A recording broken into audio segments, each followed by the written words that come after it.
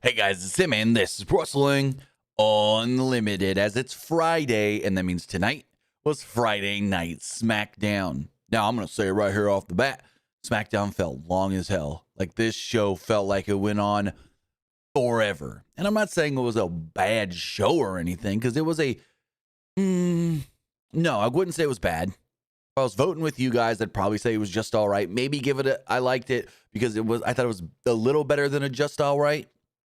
But it felt long. Like, from the time the show started to the time the show ended, I'm like, I've been sitting here forever. Like, that's the thought I had in my mind. I've been sitting here forever watching this show. And granted, I got up and did other things as well, but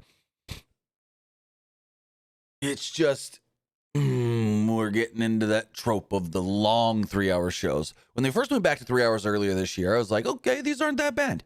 These don't feel super long. They don't feel like there's just filler stuff. And tonight was one of those, though. Where it was like, they've got a plan. They know where they're getting to. They know what the big hook is at the end and in the middle and a couple other spots. And the rest, it's just like, we need stuff to get there. And then there's other things that it's just like, where are we going? Like Julia beating Tiffany? After last week, the match was announced as a title match. Then yesterday, or maybe Wednesday, but I saw yesterday, they took the title match stip off of it on the website, and it's just like, what? So, yeah. That was one. Just what are we doing here? And then the stuff with Rhea and Jade, that was not good. It just felt like a lot of, we're going to talk over each other, and we're going to say a bunch of things, and none of it freaking matters. That's the horrible thing. They're trying to make Jade seem important. She's got 2 girls with her now in Michin and B-Fab, where, I'm going to say it right now, B-Fab's promo tonight was probably one of her better promos, because she didn't sound robotic. She didn't sound like a character, and she didn't sound like she was just, what's my next line? Because B-Fab usually is like, well, when we're here on Smackdown, me and my girl, Michin, you know, like, you could tell, what's my next line? But tonight she was just smooth. So,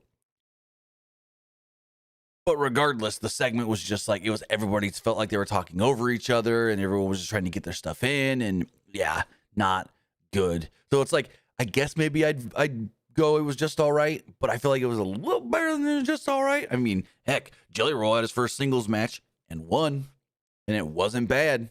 It wasn't bad. I love the fact that they could just call up Jelly and be like, hey, we want you to work a match. How much time you need to get ready? Oh, a couple weeks. There we go. But with all of that, we'll get into it all here in just a moment. For that, I want to say thank you for joining us here. Twitch.tv/PWU Unlimited, YouTube.com/Pro Wrestling Unlimited, and podcast services all around the globe like Stitcher, Spotify, Google Pod, Apple Pod, Anchor, iHeartRadio, and so much more. Remember, if you're watching live on Twitch, you can help us out a couple of different ways. You can either help us out by hitting that donate button down below, or by donating Twitch bits in the live chat. Also, remember, you can help us out by subscribing to the channel, one of 2 different ways. You can either subscribe with a tiered subscription, or you can subscribe with Amazon Prime. Because remember, if you have Amazon Prime, then you have Prime Gaming. Excuse me, try not to burp right into the friggin' microphone. It's like every 2 seconds. With Prime Gaming, you get free games, free stuff for games, and you also get like guzzle down a soda. So it's like now all coming back up.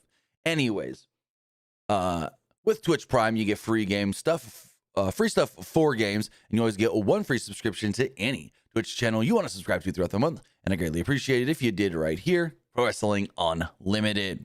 Also, remember, help us out over on YouTube. You can help us out over there by hitting that donate button, or no, hitting the subscribe button. That way you know when we go live, when we post new videos, and when we post to the community tab. Also, remember, you can help us out by hitting the join button and becoming a channel member. As a channel member, you get early access to our graphics tutorials. You get access to our graphics packages, a badge next to your name, emotes and emojis that you can use in the live chat in the comment section, and much more. Also, if you are a channel member at any tier, as far as like the graphics stuff does go, the tutorials and the graphics packages, you also have the access to speak with me one-on-one. If you have any questions, concerns, or like, hey, I saw this in the tutorial, I don't fully understand it, Can you like help me? And we can maybe do like a one-on-one kind of thing so I can help you learn more easily instead of just like, I'm going to rewatch, not get it, or maybe just want more context on why I did a certain thing. So that's something I'm going to be giving for members as well. Also, remember, if you want to get your comment, question, or concern read live on the air, you can do so by donating a super chat in the live chat. And finally, head over to the Epic Games Store. Head over to the Epic Games Store and buy something. Whether you're buying a new game, whether you're buying an old game, whether you're claiming a free game or getting bucks for Rocket League, Fortnite, or Fall Guys, use this code right here, PW Unlimited at checkout, and you will be supporting us at no extra cost. Got that new season of Fortnite going right now. Bugs Bunny is in the Battle Pass. Daffy Duck and Lola Bunny in the item shop. And we got Hercules. Disney's Hercules. Now, chat, help me here. I've been thinking about this since I saw this yesterday. Is this the first like non-Marvel, non-Star Wars Disney-related character we've gotten in Fortnite? Hercules, Hades, and Meg? I want to say it might be. They might be the first Disney characters we've gotten in Fortnite that's not Marvel and Star Wars, and some don't consider that Disney anyways, but still. I can't think of any other characters from a Disney movie, an animated Disney movie at that we could play as in Fortnite. And I'm getting that Hercules skin because I love Hercules. Hercules is a fantastic movie. If you've never seen it, I don't know what you're doing wrong in your life, but you're doing a lot wrong. Go watch Hercules. They're doing a live action. They've been talking about it for years now. I don't know if they ever announced who's playing who live.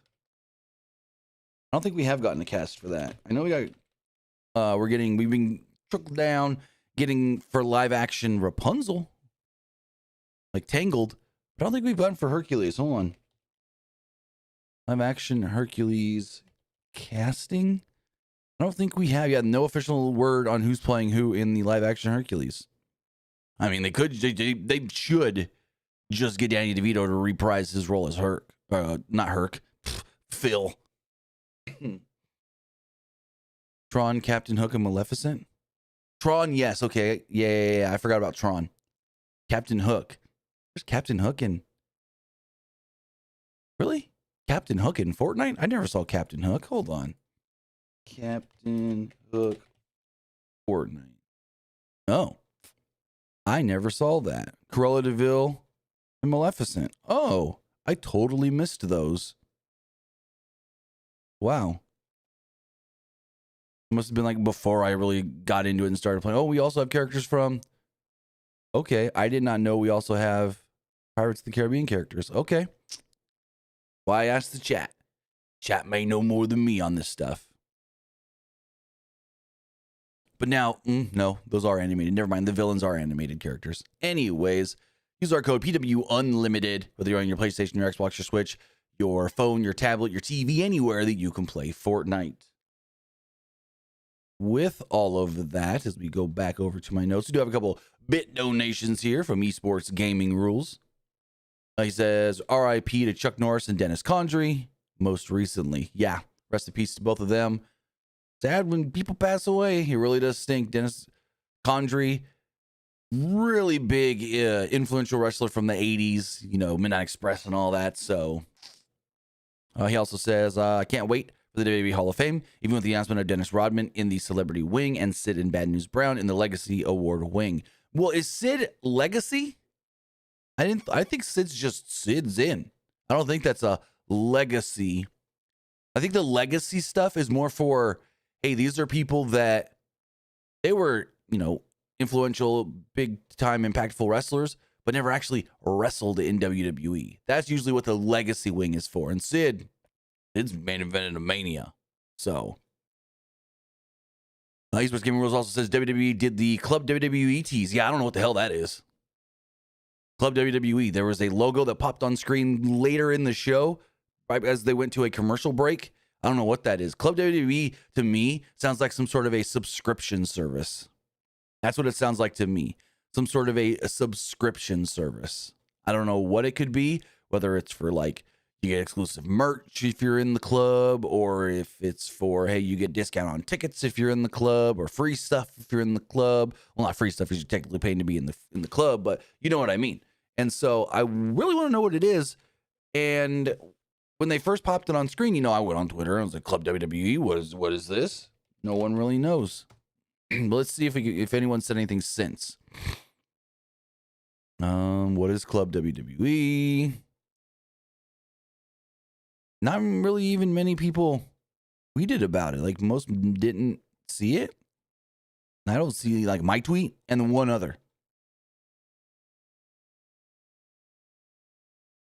I'm curious. Okay, here we go. Curious to see what Club WWE is. Did you see the Club WWE sign?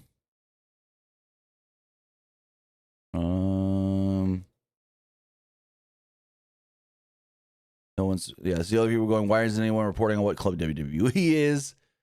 So not much talk about it. Like, most maybe missed it or something, didn't see it. So I don't know what this Club WWE thing is, but we'll have to wait and see.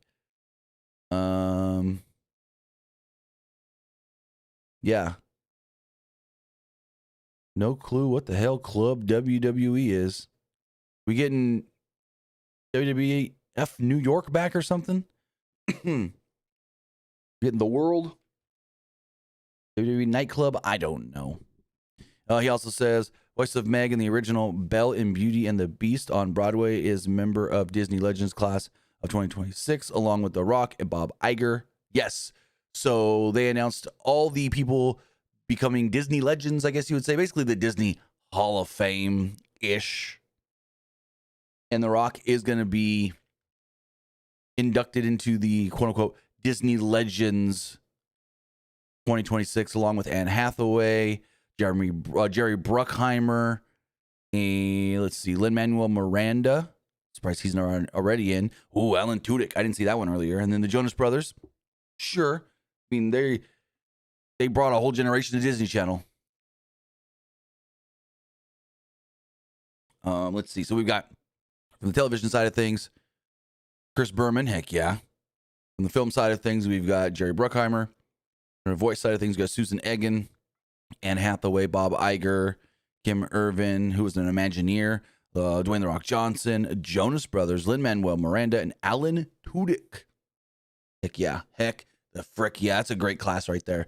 A very stacked cast. Can't wait to see that one and all that they have to say about it. Anne Hathaway being a Disney legend, like Princess Diaries. Yeah, okay. I was trying to think about it, like, for what? Princess Diaries. Those movies are great. So we'll see how that all does go down, but congratulations to all of them. With that, let's talk SmackDown, ladies and gentlemen. Let's talk WWE Friday Night SmackDown in the PPG Paints Arena in old Pittsburgh. So we got a recap of all the stuff that happened last week, Randy Orton, Matt Cardona, and whatnot, and then Orton comes out to open off the show, to kick off the show. Orton started by talking about how, 2 weeks ago, Cody Rhodes asked him to be the best version of Randy Orton he could be at WrestleMania. Orton said that Rhodes told him he wants the Viper and to listen to the voices in his head about the legacy and the 15th world title and all that. And he says, I have been listening to that, and most recently I've been really listening to wanting that 15th world title. And then Rhodes gave him his blessing out of nowhere, like I really needed it. Now I'm listening harder than ever. And I don't want to be held responsible for whatever happens next. Basically, he's like, Cody knows I got these crazies in my head. Cody told me to listen to him. So whatever they tell me to do, I'm going to do. I'm going to beat some ass, basically. He said, but there's one person outside of Orton's head that he was supposedly listening to. Before he can go any further, Matt Cardona interrupted and came down to the ring, and Orton's like, what are you doing here? Come on, guy. What are we doing? Cut his music off. Let's go. You got a mic? You want to say something to me? Cardona comes in the ring with the mic and throws it right at Randy's head, basically bops him with the microphone. Orton was left kind of stewing in anger outside the ring. And yeah, a little opening segment. They just cut to the back. Nick Aldis is there with a referee before Trick Williams walks up, and Aldis is like, Trick, my guy I want to see. So we're on the road to WrestleMania, and I just want to tell you, you will have a match at WrestleMania. And it's just like, that's random. Okay, against who? What's the match? Nothing. Sammy then walks up. He's like, hey, Nick, I know you're a little busy right now, but talk WrestleMania, me. And he's like, Sammy. And he starts gaslighting Sammy, like big time, where he's like, Sammy, we couldn't do SmackDown without you. You're an integral part of the SmackDown brand. You're a big time name here, but unfortunately, there's nothing for you at WrestleMania. You're telling me a guy that's been on the main roster for a freaking sweat stain is just handed a match at WrestleMania, but you can't give it to fucking Sami Zayn, former U.S. champion, former tag team champion, former Intercontinental champion, former WrestleMania main eventer, Sami Zayn. You tell him you're an integral part, you're a pillar on SmackDown, but we ain't got none for you. What kind of bullshit is that? And then all this tells him, unless something happens and things change to get you to Mania, basically is what he tells him. And Sammy goes to walk off, and Trick's like, yeah, get to stepping. I got to figure out what my match is. Nick, I like you. Trick and Nick, we can be Trick and Nick. And then Sammy's like, wait a second. He's like, I got an idea. He's like making these facials and everything. He turns around, and Nick goes like, whoa, Sammy, what's going on? And he looks at Trick, and pow! Sammy just clobbers Trick and knocks Trick out. And he goes, Nick, I'm going to get myself to WrestleMania. So I see Randy Orton in the back. He's storming around looking for Nick Aldis. Says he wants a piece of Matt Cardona.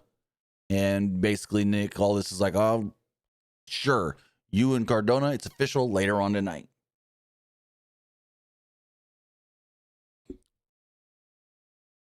So then we got tag team action here. It's the Bella Twins versus Alexa Bliss and Charlotte Flair. Before the match could actually begin, we had the tag team champions come out, the Irresistible Forces, Lash Legend, also Trick Williams, Lash Legend, and Nia Jax. It was funny when, speaking of Trick really fast again, when Nick Aldis was like, Trick, you're going to have a match at WrestleMania. Trick was like, no way, for real? I need to call my mama. I need to go tell Lash. Oh my God. Like he was all super excited. It was great. Anyways, so Lash and Nia come out and they're just talking crap. And they're like, yeah, we're here. We run this division. We run SmackDown. We're prettier than the Bellas. We're more popular than Charlotte and Alexa. We're better friends than them and everything. And then they just sit at ringside watching this match as Flair and Nikki kicked things off. No.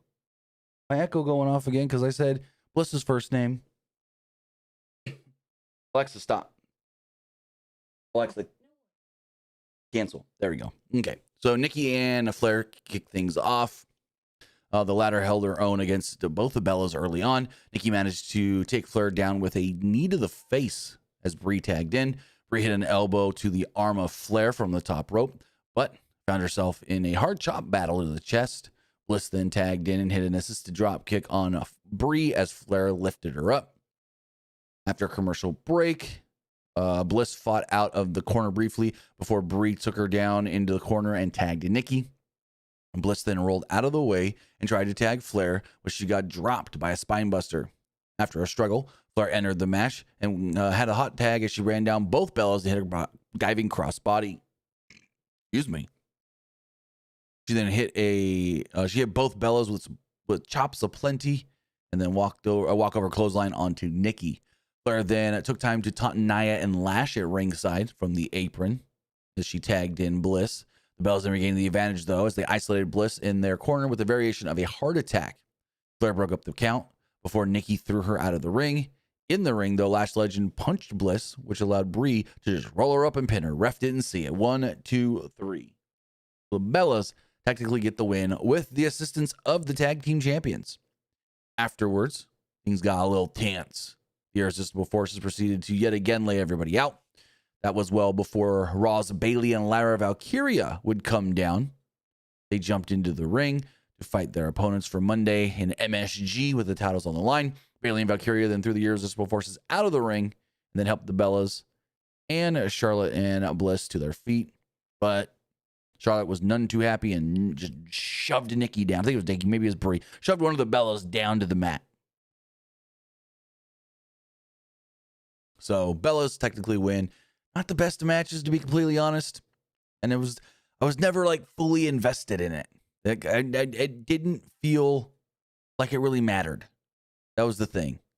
Like, I know we're probably getting to this big multi-woman team or tag team match at WrestleMania where it's going to be like, Irresistible Forces defending against Charlotte and Bliss, the Bellas, Bayley and Lyra, and then maybe you add Kabuki Warriors in there. Damian Priest is backstage with R-Truth. R-Truth talking, wearing a vest and talking like a construction worker. Truth's like, hey, we got to build the clubhouse. Judgment Day back together. And Damian's just like, no, it's not. We're not the Judgment Day. Jelly Roll then walks up and immediately Truth is confused, like, who are you? What? You shaved your mustache. What are you, huh? You don't look the same. He's like, shave the mustache. And I didn't get it at first. And then Rhea walks up. And Truth calls her mommy. And he goes, look, Dom and Rhea, Judgment Day really all back together now. And they're like, no. Jelly's like, Truth, it's me. We do this every week. You forget who I am. I don't know you. I know you. You know me. We know each other. Truth. And it just went on a little too long. And then it was basically, they all leave. Mommy, Damian, they're there. Rhea and Priest. And Priest is just like, hey, I see everything going on with you with Jade. You gonna go handle that? She's like, yeah, I am. He goes, all right, you go handle you. She goes, wop or whip or whatever the thing on his shirt said. Whip, wop, whip, whoop. I don't know. And so she's like, I'm going to go to the ring and handle Jade. Backstage, Charlotte and Bliss argued with the Bellas after the, stuff that went down in the match. The Bellas stated that they did what they had to do to win that match and get a step closer to the Women's Tag Team Championships. Then we got a rough segment. Rhea, Jade, and Jade's, I guess you could say flunkies or lackeys. Rhea comes down to the ring. She says she didn't expect any integrity from Jade Cargill. And she knew how Cargill would do anything to get her hands dirty. However, Ripley wasn't expecting BFAB and Michin to come down and stoop down to Cargill's level. But she didn't care because, well, she's ready. She's always on top. And anyone that steps in her way for Mania, they're gonna get stepped on. Ripley threw out the challenge for them to come out, and out came all three of them to Jade's music. The women's champion made her way out on the stage, flanked by her new, I guess you could say, allies in Michin and BFAB. Cargill said that Ripley sounded real slick for someone who got dropped last week. Cargill talked about how Michin and BFAB enjoyed being in a position of power standing side by side with the women's champion. BFAB then talked some trash, and then Rhea kind of talked over her, and then Michin started trying to chime in, and then like it was a whole thing. And then they were booing Michin and BFAB really bad. So then Rhea kept chiming in, going, I can't hear you. They're booing too loud. They don't like you. And then Michin's like, I'm trying to talk. Don't talk over me. And it was a whole mess. Ripley eventually said she was going to teach BFAB that action had consequences and that she was someone that Cargill couldn't protect. As the referee went down to get the match started between BFAB and Rhea Ripley. So this was basically just a squash match, I guess you would say. The match began after a commercial break with Ripley in firm control, even with Michin and Cargill trying to get involved multiple times. Ripley kicked Michin in the face and headbutted BFAB. Cargill then retaliated by throwing Ripley into the stairs and forcing the DQ. So, like, Rhea had the control over BFAB most of that, and then it was like when they realized BFAB couldn't go and do Rhea, they just said, oh, screw it, we're going to take out Rhea. Afterwards, Ripley found herself falling victim yet again to a 3-on-1 beatdown. Again, none of this felt special. None of this felt important. It all felt like, why should I care about this match at WrestleMania? It's freaking Rhea Ripley in a title match at Mania, and they're not making me care one bit. Miz continued to deny to Kit Wilson anything about being cursed by Danhausen. Wilson found himself met by Danhausen backstage. Wilson tried to call Danhausen toxic, and then he said, you're cursed. I guess Danhausen tried to trademark that term. You have been cursed or whatever. So we'll see what that plays into. Then get a recap of the chaos that unfolded last week between Drew McIntyre and Jacob Fatu. After the recap, McIntyre walked backstage with bandages on his arm and wrist. He was asked about how he felt from last week. McIntyre said that he was in no condition to fight tonight, but Fatu did want to start something. He's here to finish something. McIntyre noted how Fatu took everything from him. When a man has nothing left to lose, well, that's when he's the most dangerous. Then we got a pretty not bad, enjoyable match with Jelly Roll and Kit frickin' Wilson.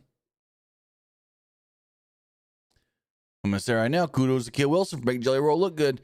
Like, granted, we've seen Jelly Roll at SummerSlam last year, and we know he can take a pretty good bump and sell like he's dead pretty well as we saw at the end of this show.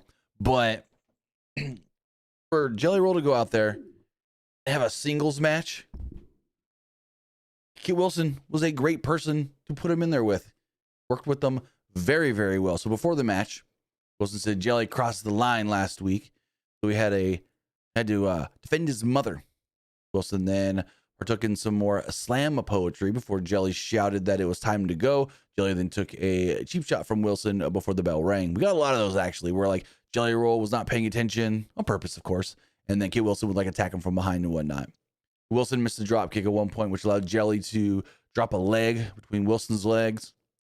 He then attempted his own take on the Dusty Bionic elbow, but Wilson stopped him. Wilson then tried to skim the cat. Jelly Roll clotheslined him out of the ring, and Wilson threw a tantrum. Wilson then took advantage by using his poetry book as a distraction, which allowed him to hit a running uppercut to Jelly Roll in the corner. Wilson then had control of the match as he stomped away on Jelly Roll and taunted him. Wilson then threw Jelly into the corner and looked at him for a moment like, I'm gonna come get you. He took a little too long here. It was kind of weird, and then he hit a running uppercut. Jelly dodged and got Wilson with a belly-to-belly suplex. Two men then recovered and began trading blows, with Jelly finally getting the Dusty elbow. Commentary was also talking at this point how Jelly Roll does have the power advantage over Kit Wilson. Jelly Roll attempted the clothesline, but it was countered. Wilson tried to jump from the top rope, but he was caught into a power slam by Jelly Roll. Jelly then tried to hit Wilson with the poetry book, but he missed. Wilson then got him with the, what's it called? The tourniquet, I think is what it's called. And a near fall off of that. Wilson then went for another tourniquet, but Jelly reversed it with an Irish whip, followed by a choke slam, and pinned him 1, 2, 3. And then Jelly was like, I won. Hey, I won. And he starts celebrating. I think he grabbed his son out of the crowd or whatever. Like, it wasn't the greatest of matches. It's not even a, you need to go back and watch this kind of thing. But for Jelly Roll's experience level of only ever working one match last year at SummerSlam, that tag match with Randy and then Logan and Drew, like, it was a very, very decent to passable television match. Like, if the goal here, and I'm pretty sure is what it was, is you advertise Jelly Roll for a match to get the Jelly Roll fans to watch that aren't going to normally watch wrestling, you probably achieved that. and not in a way of, oh man, that was just horrible, I'm never watching again. It was wow, Jelly can hold his own. I might need to see if he can do more. So like, you get the Jelly Roll fans, the non-wrestling fans, to get interested, because it's like, wow, you really can do this. Like, he's not like little Paul coming in there and being great as a celebrity, but more than passable. Gotta recap everything that went down at the end of Raw this past week with CM Punk and the Usos and Roman. Also, Cole was then given a pep talk to the MFTs. He apologized for the way he's been acting and said, you know who wouldn't ever apologize? Roman. Roman would never apologize to any of us. Carl Hayes then offered an opportunity to Tama Tonga as he headed to the ring. He's like, hey, I know you've been eyeing this US Open Challenge. Shinsuke then came up and was like, you going to just keep standing around, or are you actually going to go do it? Tama Tonga then steps up behind him, and I freaking forgot how big Tama Tonga is compared to Tama Tonga. And he's like, we good? And Nakamura's just like, yeah, we good. Then Carl Hayes comes down. He's sitting in the corner waiting for his challenger, Sami Zayn. Sami Zayn comes out to accept the open challenge, Before the match can get going, out came Trick Williams, full intro and all. He got the spinning on the little podium thing, crowd whoop that trick, and all. So, of course, the match does go in the ring. Things started out fast and furious with Zayn on the attack against Hayes as he hit a hard clothesline on his foe. Zayn then maintained the attack in the corner with some chops to Hayes' chest, but the U.S. champion fought back with some strikes.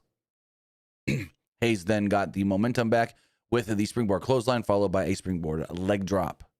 After a commercial break, the champion was in control as Hayes tried to keep that control over Zayn, but Zayn clotheslined him out of the ring. Zayn hit a dive over the top rope on Hayes at ringside as he then stared down Trick. Zayn turned his focus back to the match and leapt from the top rope. Hayes intercepted Zayn's dive with a drop kick that hit him flush for a near fall. Tried to go for the first 48 as well. Zayn caught Hayes and slammed him in a sit-down powerbomb position for a close near fall. After another commercial break, Zayn hit a sunset flip powerbomb on Hayes, but that wasn't enough to keep him down. Hayes fought back with some elbows to Zayn's face, followed by a super kick. As Hayes ran at Zayn in the corner, he was caught and planted with an exploder suplex into the corner. Zayn had Hayes lined up for a haluva kick, but got hit with the first 48 instead, and a freaking close as you could ever get kind of kick out here. Sammy kicked out at like 2.9999999999999, like the closest you can get. Hayes then headed back up top and looked like he was going to go for the nothing but net, but Zayn reversed it into a blue thunderbomb. 1-2. Hayes kicks out. Outside the ring, Trick Williams was like, I don't need to see any more of this. And for some reason, he just goes over and grabs the U.S. title. Just grabs the title. I'm like, okay. He starts to walk off. Sammy then all of a sudden hits Carmelo with a Haluva kick. I don't know why my brain just turned off there for a second. And pinned him 1-2-3. Sami Zayn, your new United States champion. What is this for Sammy? Third? Fourth? Let's see. Sami Zayn. How many times has he won this U.S. title?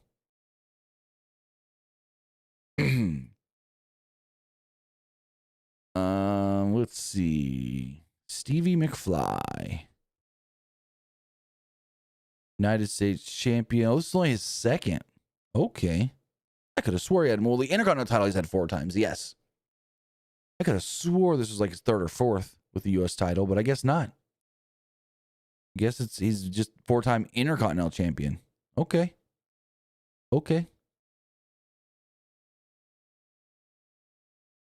moving forward, Sami Zayn was all smiles backstage when Nick Aldis came up and said, hey, Sammy, congratulations. You actually did it. You got yourself to WrestleMania. And at WrestleMania, you'll be defending that United States Championship. Well, against Trick Williams, which we all kind of saw coming.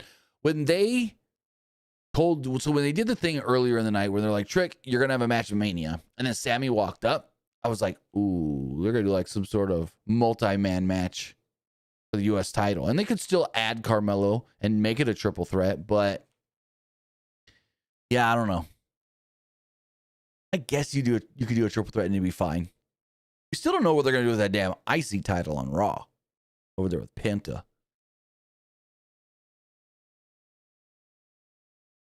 So, Jacob Fatu comes out. Yada mean, starting it all off.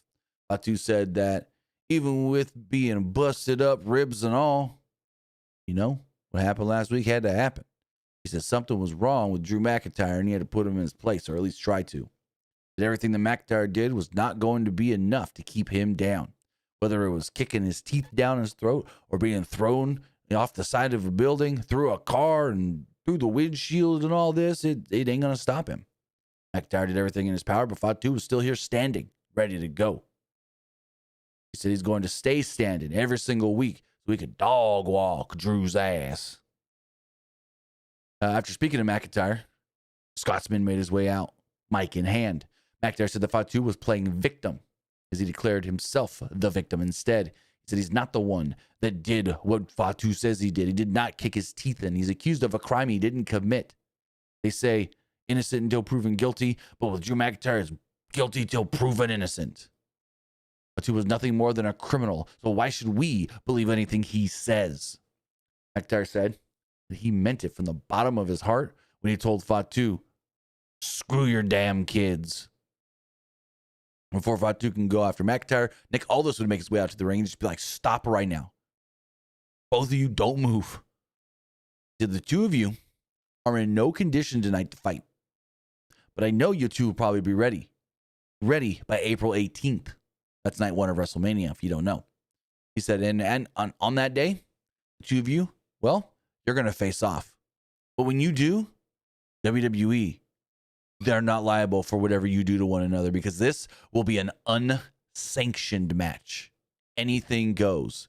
No count out, no disqualification, nothing.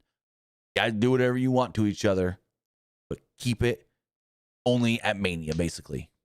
And so both men basically agreed, and the climax of this feud will conclude with an unsanctioned match at WrestleMania. And so this match gets announced. You know, I make the graphic, I post it, and I see other people posting about this match. I see the comments of, an AEW style match at WrestleMania. The AEW really, like, first off, just saying an AEW style match, dumb. But it's not like AEW started the unsanctioned match style, the hardcore match style, the no DQ match style. No, that stuff's been around for decades. Well, before AEW was even a thought in Tony Khan's 13-year-old mind back in the day of wanting to be a wrestling promoter. We've had hardcore matches forever. But the difference between WWE and AEW is WWE is going to do this match, and it's most likely going to be the only, hardcore street fight, no DQ match on both nights. They're going to do one. And only doing one means that it's special. It's important. It's a big deal. When you go to an AEW show, like, say, Revolution, for example, and you've got street fight and a no DQ match and a Texas death match all on the same night, steps don't matter. Saying this match is no DQ doesn't make it important. Saying this match is Texas Death doesn't make it important when it's not the only match like that on the show. So with WWE, and this is something that Triple H talked about, not overdoing certain things. You don't overdo blood. You don't overdo curse words. You don't overdo stip matches on a show. You keep them far and few between, because then when you do it, they matter. They mean something. Again, like Triple H said before, we don't use a lot of blood. We don't use a lot of curse words. But when you hear those curse words and you see blood on our TV, they mean something. They matter more because it's like, oh, wow, we don't see that often. People don't bleed that much in WWE. And so when we see somebody like Cody a couple of weeks ago bleeding profusely, it feels like a really big, beat down, important angle, because they don't bleed that often. Or like when you have Jacob Fatu out there and he's like, Drew, I'm gonna dog walk your ass. Not many people use that word, ass, in WWE. They don't say cuss words. And so when somebody does, they mean what they're saying. They're pissed off. They're intense. And granted, Fatu probably says dog walk your ass more than anybody. But that's beyond the point. It's the fact of, you can't compare an AEW style match at WrestleMania. They're copying AEW. No. First off, unsanctioned matches have been around for decades. And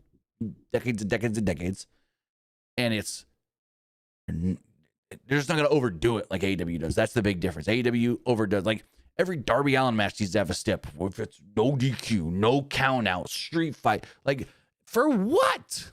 For what? So, that's my old spiel on that one. Matt Cardona was backstage with Jelly Roll. Jelly Roll told me Cody's on his way. I talked to Cody. He's like, you talked to Cody. Cardona wanted Rhodes not to get involved. That's what he wants. He's like, this is my match with Randy. I got to go handle my own. And technically Cody didn't until afterwards, so. Cody got there at the last minute. Like, okay. Then, baffled here. Julia and Tiffany Stratton. And what was this? So last week, they're running down the card for Smackdown. And they say the Women's United States Championship will be on the line when Julia defends against Tiffany Stratton. But then you look on WWE's website yesterday, Thursday. My nose is all itchy. And it's non-title all of a sudden. And it's like, what? Well, huh? Why'd you change that? And my thought was, okay, Tiffany's going to win, and it's going to lead to the title match of Mania. Nope. Nope. Not at all. Stratton was caught in a setting headlock position by Julia, but she reversed it and got out of it. There's some chain wrestling that looked pretty good, actually, early on. Julia then got the better of it in the early stages of the match. Julia threw Stratton across the ring before doing some other kinds of stuff, and then they were just kind of going back and forth for a while until we went to a commercial break. After the break, Julia had Stratton in a headlock, but not for long, as the former women's champion reversed with a spine buster. The two then recovered, and Stratton had all the momentum in the world with her gymnastics-style splash and a cartwheel Alabama slam on Julia for only a 2. Julia at one point kicked at Stratton's head and put her on the top rope, looking for some high-impact damage. Julia had Stratton in position for a superplex, but she was tossed aside and fell victim to a swanton bomb. However, Julia kicked out just in the nick of time. Julia then tried to lift Stratton, but she was instead taken for a ride with a rolling senton. Kiana James then got up on the apron to stare down Stratton, which caused a little bit of a distraction on a prettiest moonsault attempt, as Julia took advantage by getting the knees up, barely, but knees into the ribs, and then she just pinned Tiffany. Tiffany just laid there like she was dying. And that's how the match ends. Julia wins. So it's like, where the frick is this going? Where is this going? Like, I thought this was going to lead to a Mania match. And it could still, but it wouldn't make sense. Why would it make sense? If the champ beat Tiffany here, pinned her clean as a sheet. Wasn't like, her foot was on the rope and the ref didn't see it. It wasn't like she kicked out and the ref missed it, shoulder not down, or Kiana James was like holding her for momentum or something. None of that. Yes, there was a slight distraction from Kiana that led to Tiffany not botching, but mistiming, messing up in storyline, the PME. But other than that, it was a clean victory for the champion. So if they're trying to get to Tiffany and Julia at Mania, this was not it. This was not the way to do it, because now it's like, why should we care? Why should we care? Unless there's another route they're going, and Chelsea's actually cleared already. And they're going to do so with Chelsea Green in the U.S. title. Bailey and Lara were interviewed in the back. Basically, they were like, why'd you come to Smackdown? And they were like, we want to get eyes on our challengers for Monday and put them in their place because they say they run everything, but they don't. We'll see them Monday in MSG. Randy Orton was on the phone with somebody. Basically, he was just like, yeah, of course. I'm going to go out to the ring right now. All right, I'll see you soon. See who soon? Who? His dad? Bob? Cowboy Bob? Yeah. I saw fucking Ted DiBiase Jr. trying to trick people into thinking he's going to be a Mania. There was this clip going around of I guess it was him and his lawyer. He's on the phone with somebody. He's like, yeah, book it Las Vegas April 18th or April 19th or whatever. And I'm like, what? So everyone's like, he's going to be a Mania. Is he involved in Cody and Randy? And I'm like, well, if he shows up on April 19th, it'd be a day late because they're the one main event on April 18th. So I don't know who Cody's or Randy's talking to on the phone at all. We then got a pretty intense recap of everything that's been going on with Oba and Brock Lesnar. They had a bunch of quotes from influencers and watch along content creators. We hear their voices saying things like, oh my God, oh, that was great. Oba got him again. Double time, 2 time. It was, I think we heard Denise's voice in one of them. So kind of cool. Then we have our main event match. Randy Orton, Matt Cardona. Cardona rushed down to the ring and did not want to wait, but found himself stomped out by Randy Orton early on. He then tried to use his cast as a weapon that kind of did and didn't work. Outside the ring, Orton cracked Cardona's arm across the announce table before hitting a signature back suplex on the commentary table. Orton then continued the assault on Cardona's wrist as he dropped him across the table yet again, or actually the table and barricade. Orton then trapped Cardona's wrist between the commentary table and the cover, which I'm like, okay, what's that really going to do? But whatever. And then he stomped at him.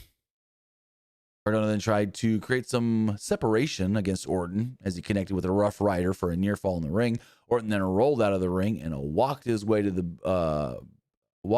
back to the ramp as Cardona tried to go after him. Bad mistake there. Randy was just teasing him. Orton caught him and pushed him into the ring post. Orton smashed Cardona's wrist into the steel steps as he threw him shoulder first into the ring post.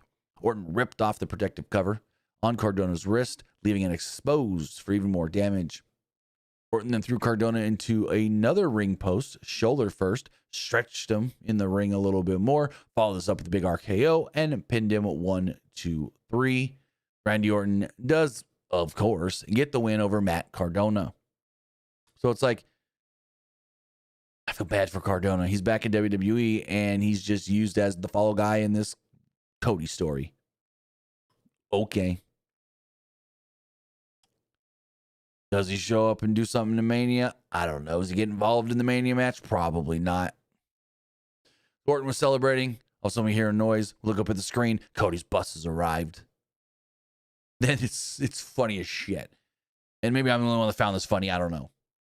But Cody gets out of the bus. Randy's music is still playing. I hear voices in my head. They talk to me. They counsel me. They talk to me. Talk to me. However the words go. They talk to me. Yeah. Tell me things that I gave to. I don't remember all the fucking words. Anyways, but as the music's playing, Randy's music's playing, Cody intensely is walking through the back. Just intensely walking through the back. And I'm like, we're going to sit here for 5 minutes and watch Cody walk all the way through this damn building to Randy's music. I hear voices in my head. They counsel me. They talk to me. And I'm just like, this is weird. This is weird. And then eventually, music kind of fades out. Cody's out there. Security and Nick Aldis trying to stop him. Nick's right in Cody's face like, Cody, don't do this. Think of WrestleMania. You can get hurt and then you don't make the Mania and blah, blah, blah, blah, blah. And Cody's like, Nick, I get it. Get the guys off of me. I just want to talk to Randy. I just want to talk to Randy. And he storms down to the ring. He jumps up on the apron. The two just look at each other.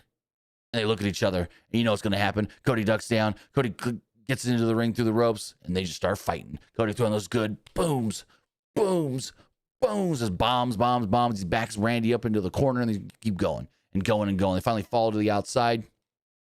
Shows Randy into the barricade. Security tries to break them all up. They're fighting some more. He throws Randy over the timekeeper's area. But Randy comes up. He hits Cody with a steel chair. He's hammering away at him. Rhodes, though, gouges Orton's eyes before security seems to kind of keep them at bay. Orton attempted to retreat, but found himself once again on the receiving end of Cody's attack. They continue to brawl. As they're fighting in the ring, security and referees finally managed to separate the two. Rhodes broke free and got in some more shots on Orton, who will return the favor. Outside the ring, Orton then took out some of the security. Cody fought off security as well.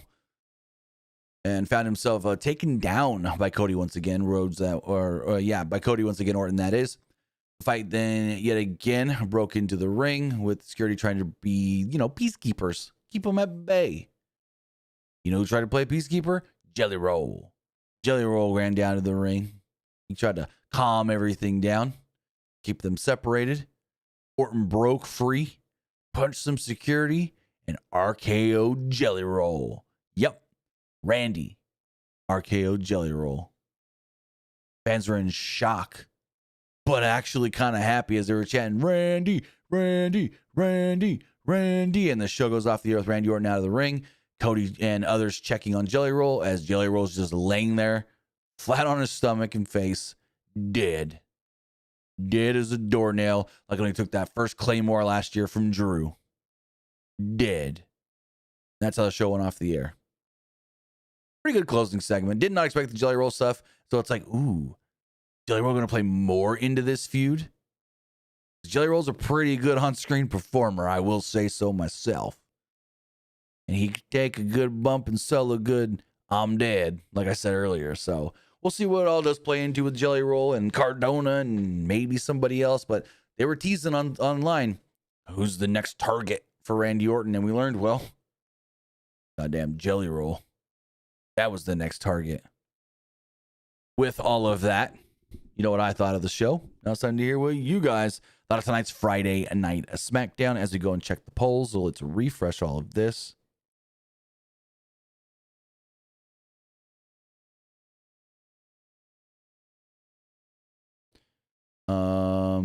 No, people don't know how fucking interviewing works. As far as the polls do go, Threads poll, 50% liked it, 50% thought it was just all right. Looking at the Twitter X poll, 44% thought it was just all right, 33% didn't like it, and 22% did like it.